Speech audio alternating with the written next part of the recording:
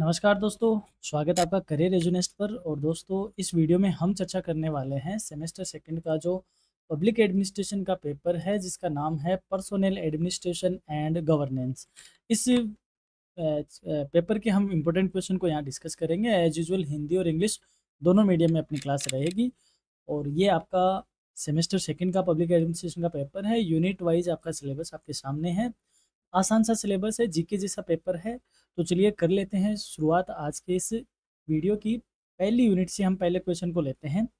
What is the meaning of personnel administration? Personnel administration को बोलते हैं कार्मिक प्रशासन। से आप क्या समझते हो? यानी कार्मिक प्रशासन का मतलब होता है, जैसे मान लो मैं कोई ऑर्गेनाइजेशन चलाता हूँ, तो ऑर्गेनाइजेशन चलाता हूँ तो मुझे उसमें मैन पावर की नीड होगी। यानी लोगों को मैं भर्ती भी करूंगा, उनसे काम भी करवाऊंगा, उनको ट्रेनिंग दूंगा, उनको प्रमोशन करूंगा। तो जो कर्मचारियों से रिलेटेड काम होते हैं उसको बोलते हैं पर्सोनेल एडमिनिस्ट्रेशन। क्या बोलते हैं? Personnel administration. तो समझ लेते हैं क्या होता है।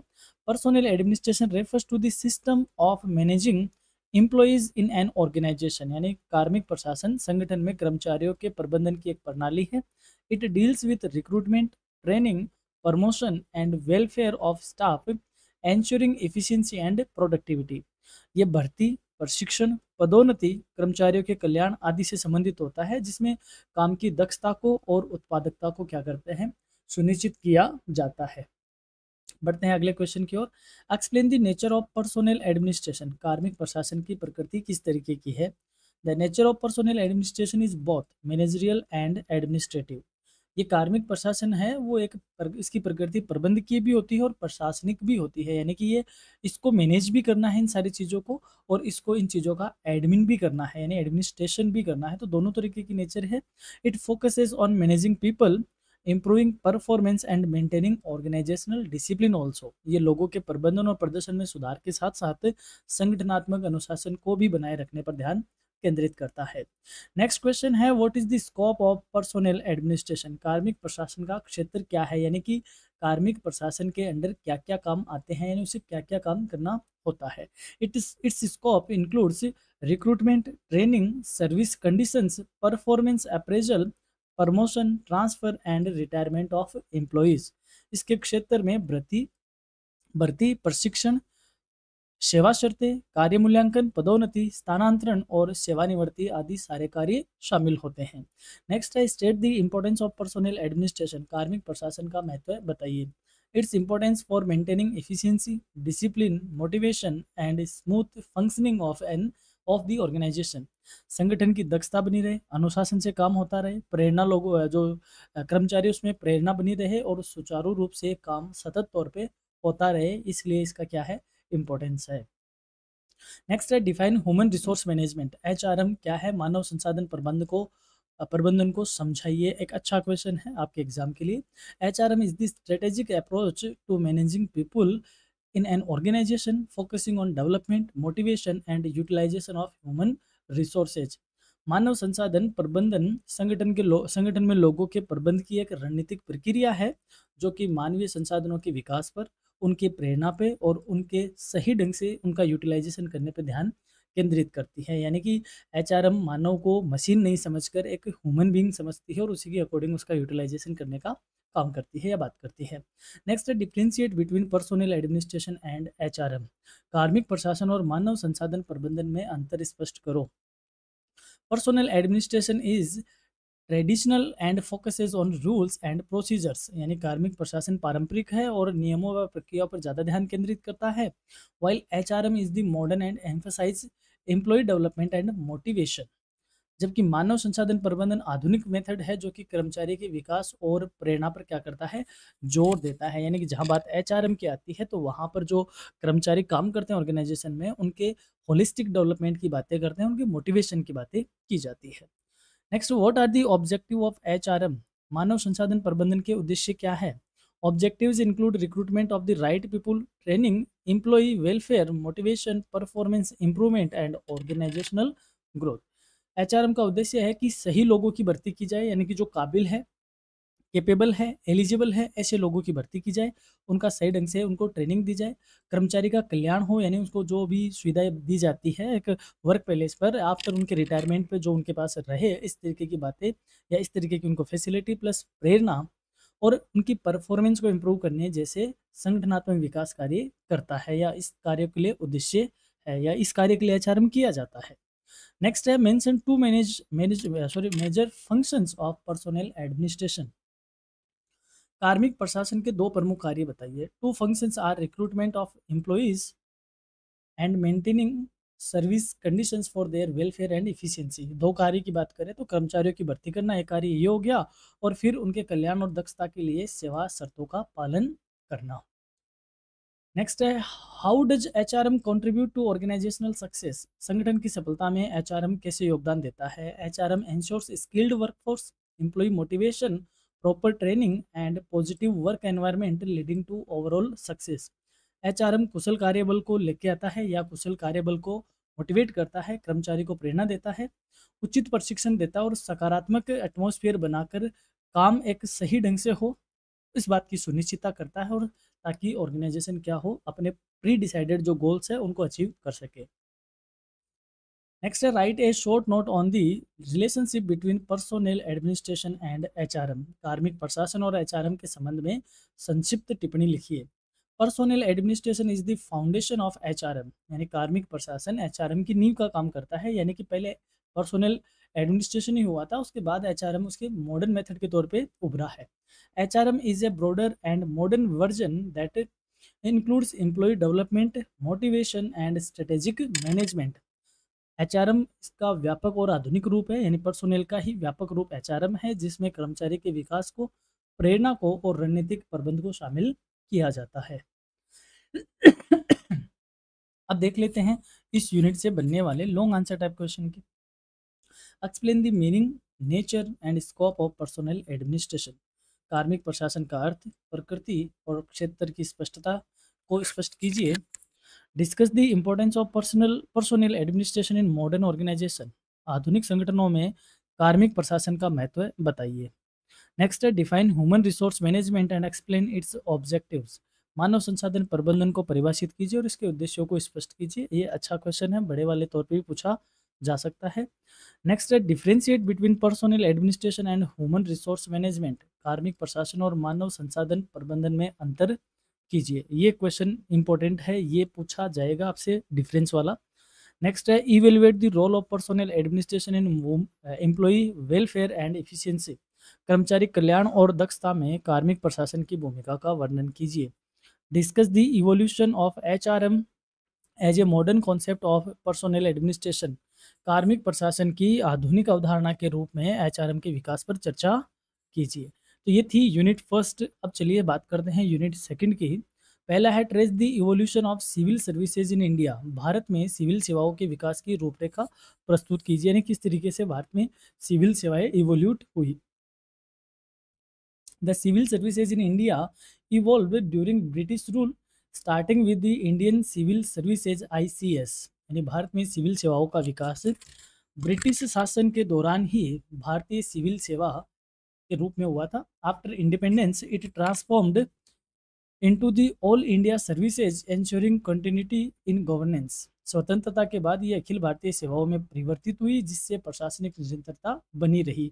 और जहाँ तक मुझे याद है शायद सरदार वल्लभ भाई पटेल को ही सिविल सर्विसेज का जनक कहा जाता है इंडिया में, या निर्माता कहा जाता है, क्योंकि पहले जो आईसीएस था फिर बाद में अखिल भारतीय सेवाएं बनी। शायद इसमें पटेल भाई साहब का ही रोल है, तो आप थोड़ा सा इसको देखिएगा, अगर ऐसा क्वेश्चन आ जाता है तो आप जरूर इसका आंसर करना। नेक्स्ट है what is the significance of civil services in India. भारत में सिविल सेवाओं का क्या महत्व है।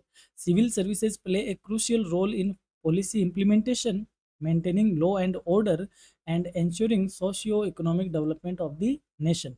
सिविल सेवाएं नीतियों को लागू करने में, कानून व्यवस्था बनाए रखने में और राष्ट्र के सामाजिक आर्थिक विकास को सुनिश्चित करने में महत्वपूर्ण रोल प्ले करती है।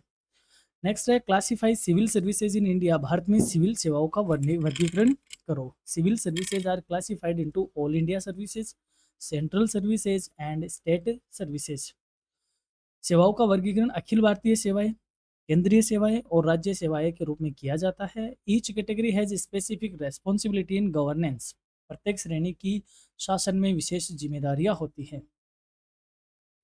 नेक्स्ट है what are the all India services. अखिल भारतीय सेवाएं क्या है? All India services include IAS, IPS and IFS, यानी all India services, Indian administration services, Indian public services और Indian foreign services where officers are recruited by the union but serve both union and state. अखिल भारतीय सेवाओं में IAS, IPS और IFS शामिल है, जिसमें जिनके अधिकारी संघ द्वारा भर्ती किए जाते हैं, लेकिन वे संघ और राज्य दोनों में ही कार्य करते हैं। अगला है explain the recruitment process of civil services in India. भारत में सिविल सेवाओं की भर्ती प्रक्रिया क्या है, स्पष्ट कीजिए। Recruitment is mainly conducted by the union public service commission यानी UPSC through competitive examination like civil services examination. भर्ती मुख्य तौर पे संघ लोक सेवा आयोग द्वारा की जाती है, जो कि सिविल सेवा परीक्षा जैसी प्रतियोगी परीक्षाओं के माध्यम से की जाती है। आप अगर क्वेश्चन आता है UPSC के रिगार्डिंग तो ध्यान रखिएगा, इसकी स्थापना 1 अक्टूबर 1926 को हुई थी ली कमीशन के रिकमेंडेशन पे। ली कमीशन जो रॉयल कमीशन था उसका जो हेड था वो लॉर्ड ली था। उस ली कमीशन के रिकमेंडेशन पे UPSC बना था 1 अक्टूबर 1926, तो ये याद रखिएगा। अगला क्वेश्चन है what are the stages of the UPSC civil services examination. UPSC civil सेवा परीक्षा के चरण कौन कौन से हैं? The stages include preliminary examination, mains examination and personality test, जिसको हम इंटरव्यू के नाम से जानते हैं। प्रारंभिक परीक्षा होती है, मेन परीक्षा होती है और फिर साक्षात्कार शामिल होता है। आप सबको इसका मालूम है। अगला है why is training important for civil servants. Civil सेवकों के लिए प्रशिक्षण क्यों आवश्यक है? Training helps civil servants develop administrative skills, decision making ability and understanding to governance process. प्रशिक्षण सिविल सेवकों को प्रशासनिक कौशल डेवलप करने में, निर्णय लेने की क्षमता का विकास करने में और शासन प्रक्रिया की समझ विकसित करने में क्या करता है? सहायता करता है। Name 2 major training institutes for civil servants in India. भारत में सिविल सेवकों के लिए 2 प्रमुख प्रशिक्षण संस्थानों के नाम बताओ। Lal Bahadur Shastri national academy of administration, जिसको लवासना भी कहते हैं, एंड सरदार वल्लभ भाई पटेल नेशनल पुलिस एकेडमी। ये 2 मेनली नाम जाने जाते हैं। अगर इनसे डिटेल से क्वेश्चन आता है तो थोड़ा सा ध्यान रखिएगा। जो लवासना है इसका जो हेड है या ऑफिस है वो कहाँ है? मैसूरी, उत्तराखंड में इसका हेड ऑफिस है और इसकी स्थापना अप्रैल 1958 को की गई थी, यानी 15 अप्रैल 1958 को इसकी स्थापना हुई थी। और सरदार वल्लभ भाई पटेल नेशनल पुलिस एकेडमी ये हैदराबाद में है, ध्यान रखिएगा। और इसकी स्थापना तकरीबन सितंबर यानी 15 सितंबर 1948 में की गई थी। तो इनकी अगर आपसे पूछ लिया जाता है तो ये भी जरूर याद रखिएगा, जीके जैसा ही है। नेक्स्ट है how does classification of civil services help in governance. Civil सेवाओं का वर्गीकरण शासन में कैसे सहायक होता है? Classification helps distribute responsibility at union, state and departmental levels, ensuring efficiency and specialisation. वर्गीकरण संघ, राज्य और विभागीय स्तर पर जिम्मेदारियों का वितरण करने में मदद करता है, जिससे दक्षता और विशेषज्ञता सुनिश्चित होती है। नेक्स्ट क्वेश्चन है write a short note on the role of UPSC। UPSC की भूमिका पर एक संक्षिप्त टिप्पणी लिखो। UPSC conducts examination, advises on recruitment, promotions and disciplinary matters, ensuring fairness in civil services. UPSC परीक्षाओं का आयोजन करता है, भर्ती की बातें करता है, भर्ती पदोन्नति और अनुशासन संबंधी मामलों पर परामर्श भी देता है, जिससे सिविल सेवाओं में निष्पक्षता सुनिश्चित होती है, बनी रहती है। चलिए अब बात करते हैं इस यूनिट से बनने वाले लॉन्ग आंसर टाइप क्वेश्चन की। पहला है trace the historical evolution of civil services in India. भारत में सिविल सेवाओं के ऐतिहासिक विकास की रूपरेखा बताइए। Discuss the significance of civil services in Indian democracy. भारतीय लोकतंत्र में सिविल सेवाओं के महत्व पर चर्चा कीजिए, ये एक अच्छा क्वेश्चन है। Explain the classification of civil services in India with examples. भारत में सिविल सेवाओं का वर्गीकरण उदाहरण सहित स्पष्ट करो। Examine the recruitment process of civil services in India through UPSC। UPSC के माध्यम से भारत में सिविल सेवाओं की भर्ती प्रक्रिया की समीक्षा कीजिए। Evaluate the importance of training for civil servants in India. भारत में सिविल सेवकों के प्रशिक्षण के महत्व का मूल्यांकन कीजिए। और एक क्वेश्चन है discuss the role of UPSC in ensuring impartial recruitment. निष्पक्ष भर्ती सुनिश्चित करने में UPSC की भूमिका पर चर्चा कीजिए। चलिए अब बढ़ते हैं यूनिट 3 की ओर। पहला क्वेश्चन है what is the importance of ethics in civil services. Civil सेवाओं में नैतिकता का क्या महत्व है? Ethics in civil services ensure integrity, accountability and fairness in governance. Civil सेवाओं में नैतिकता, ईमानदारी, जवाबदेहिता और निष्पक्षता को सुनिश्चित करती है। It helps build public trust and improves service delivery. यह जन विश्वास को मजबूत करती है और सेवा वितरण को बेहतर बनाती है। नेक्स्ट है define ethics in context of public administration. लोक प्रशासन के संदर्भ में नैतिकता को परिभाषित कीजिए। Ethics in public administration refers to moral principles that guide officials in decision making and behavior while serving the people. लोक प्रशासन में नैतिकता उन नैतिक सिद्धांतों को दर्शाती है कि जो अधिकारी होते हैं वो निर्णय कैसे लेंगे, जनता की सेवा करते समय किस तरीके का उनको व्यवहार करना चाहिए, आचरण करना चाहिए, इन आदि में क्या देते हैं, मार्गदर्शन देते हैं। इसलिए एथिक्स पब्लिक एडमिनिस्ट्रेशन में बहुत अच्छा रोल प्ले करती है। नेक्स्ट है what do you mean by grievance redressal mechanism. शिकायत निवारण तंत्र क्या है, इससे आप क्या समझते हो? It is the system through which citizens can file complaints against administrative actions and authorities take steps for their resolution. यह एक प्रणाली है जिसके माध्यम से जो नागरिक है वो प्रशासनिक सेवाओं के खिलाफ शिकायत दर्ज करा सकते हैं और अधिकारी उनके समाधान के लिए क्या करते हैं, कदम उठाते हैं। नेक्स्ट है mention two examples of grievance redressal institution in India. भारत में शिकायत निवारण संस्थानों के दो उदाहरण बताइए। Two examples are the central vigilance commission and the Lokpal. केंद्रीय सतर्कता आयोग, ये भी जो ग्रीवेंस रिड्रेसल इंस्टीट्यूशन है उसमें वो है, और दूसरा है लोकपाल। इनसे हम क्या है, जो शिकायत निवारण के क्या है, संस्थान है या सोर्स है।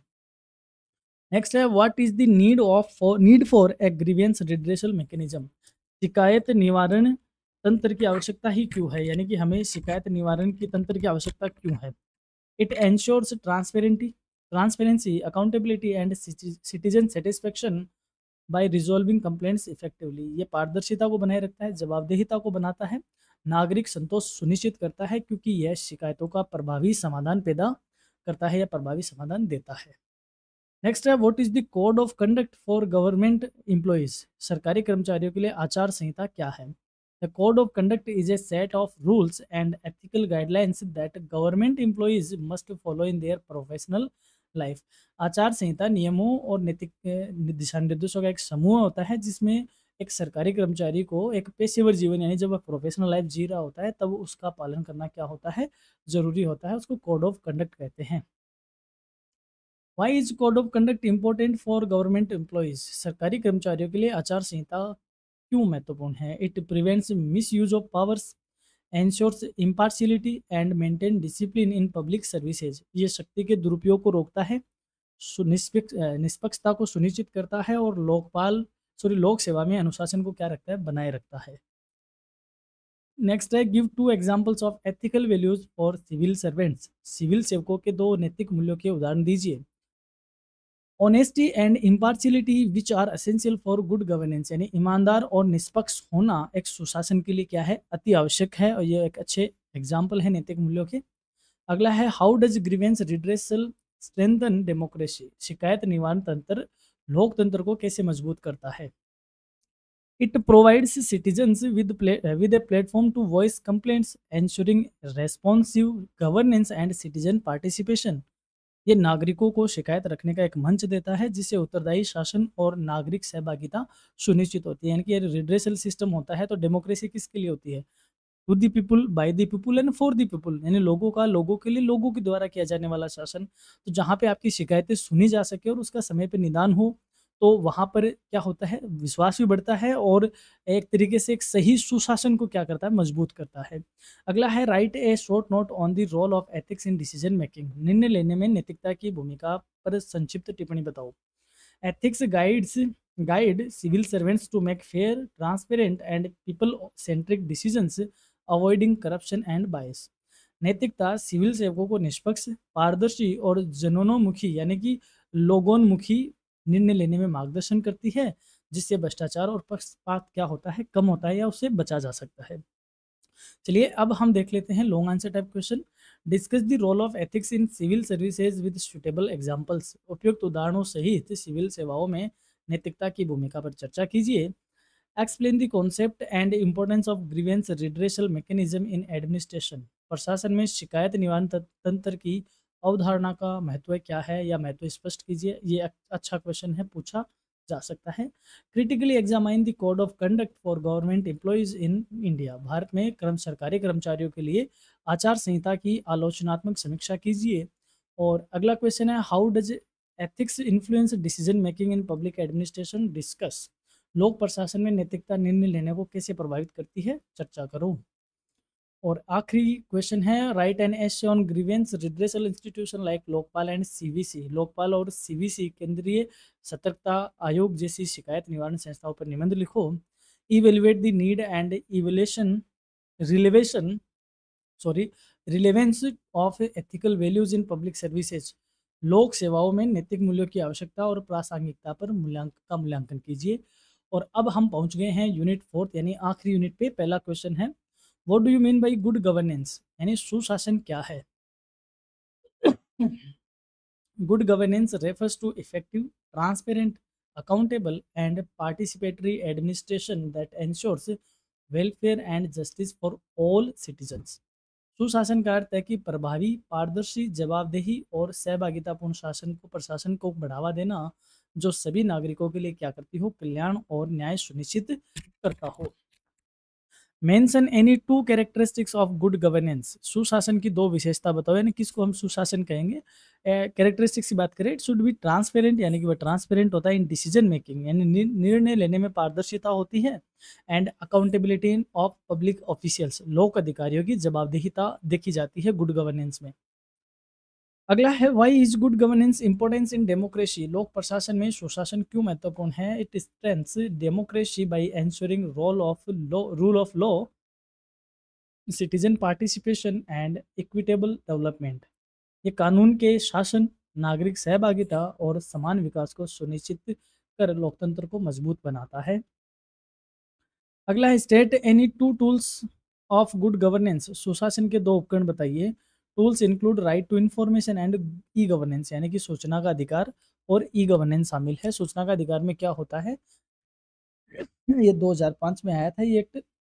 इसमें क्या होता है कि आप सरकार से सूचना ले सकते हो एक आरटीआई आप लगा के, यानी राइट टू आपका अपना ये एक राइट है कि हमें सूचना चाहिए, हम पर्टिकुलर किसी चीज़ के बारे में पूछ सकते हैं। तो ये भी एक गुड गवर्नेंस में आता है। और ई गवर्नेंस यानी सरकार खुद ही आपको डिजिटल मोड में कई सारी चीज़ें फास्ट आपको प्रोवाइड करवाती है, that is e governance. Transparency को और अकाउंटेबिलिटी को बढ़ाती है। अगला है, what is the role of e governance in good governance. सुशासन में ई गवर्नेंस की क्या भूमिका है, समझाओ। E-governance ensures speedy service delivery, transparency, and reduces corruption through digital platforms. E-governance तेज सेवा का वितरण करता है, पारदर्शिता बनाता है और डिजिटल प्लेटफॉर्म के माध्यम से भ्रष्टाचार को क्या करता है, कम करता है। Next, explain the significance of citizen participation in good governance. सुशासन में नागरिक सहभागिता का महत्व स्पष्ट कीजिए। Citizen participation makes policies people centric, increases accountability and strengths trust in government. नागरिक सहभागिता नीतियों को जनोन्मुखी बनाती है, जवाबदेहिता बढ़ाती है और सरकार पर विश्वास को मजबूत करती है। अगला है, mention any two strategy of good governance. सुशासन की दो रणनीतियां बताइए। Strategies include decentralisation of power and use of information technology in administration. रणनीतियों में सत्ता का विकेंद्रीकरण और प्रशासन में सूचना प्रौद्योगिकी का उपयोग शामिल है, यानी कि सरकार इन रणनीतियों के माध्यम से गुड गवर्नेंस बना सकती है, मेंटेन करती है। अगला है, write a short note on the right to information as a tool of good governance. सुशासन के उपकरण के रूप में सूचना का अधिकार पर एक टिप्पणी लिखो। RTI empowers citizens to seek information from public authorities, ensuring transparency and reducing corruption. RTI नागरिकों को सार्वजनिक अधिकारियों से जानकारी प्राप्त करने का अधिकार देता है, जिससे पारदर्शिता बनाए सुनिश्चित होती है और भ्रष्टाचार घटता है। Name two initiatives taken by India for good governance, यानी भारत द्वारा सुशासन के लिए उठाए गए दो कदम बताइए या पहल के नाम बताइए। तो initiative includes digital India and right to information act. Digital India एक गुड गवर्नेंस का एक अच्छा स्टेप है और राइट टू यानी सूचना का अधिकार, राइट टू इंफॉर्मेशन भी एक अच्छा स्टेप है। नेक्स्ट है, how does good governance ensure sustainable development. सुशासन सतत विकास को कैसे सुनिश्चित करता है। By promoting equity, transparency, accountability and efficient use of resources, good governance support sustainable growth.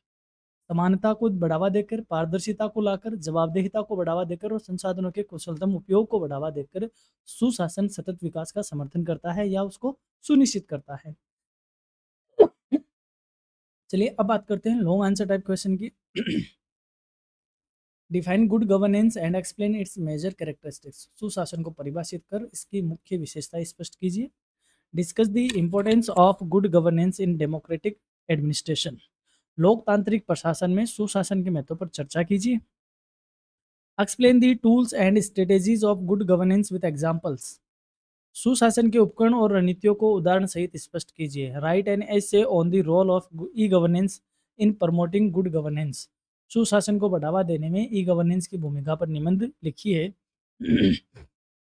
Evaluate the initiative taken by India to ensure good governance. सुशासन सुनिश्चित करने के लिए भारत द्वारा लिए गए पहलों का मूल्यांकन कीजिए। ये एक इंपॉर्टेंट क्वेश्चन है यहाँ से। Critically analyse the challenges in implementing good governance in India. भारत में सुशासन को लागू करने की चुनौतियों का आलोचनात्मक मूल्यांकन कीजिए। ये भी एक अच्छा क्वेश्चन है। तो दोस्तों ये थी अपनी class public administration semester second का जो माइनर पेपर है उसकी अपनी क्लास थी। तो कैसी रही है क्लास आप ज़रूर कमेंट करके बताइएगा और आप एग्ज़ाम अच्छे से दे, यही हमारी शुभकामनाएं हैं आपको कि पूरे कॉन्फिडेंस के साथ आप एग्ज़ाम दें और एग्ज़ाम के बाद ज़रूर आप हमें फीडबैक ज़रूर देना ना भूलिएगा कि कैसी रही हमारी क्लास, आपके एग्ज़ाम में कैसे हेल्पफुल थी। और बाकी जितनी भी क्लासेज हम कोशिश कर रहे हैं आपके लिए अपलोड करने की, जो कुछ अपलोड हो गया है आप उसको देखते रहिए। धन्यवाद।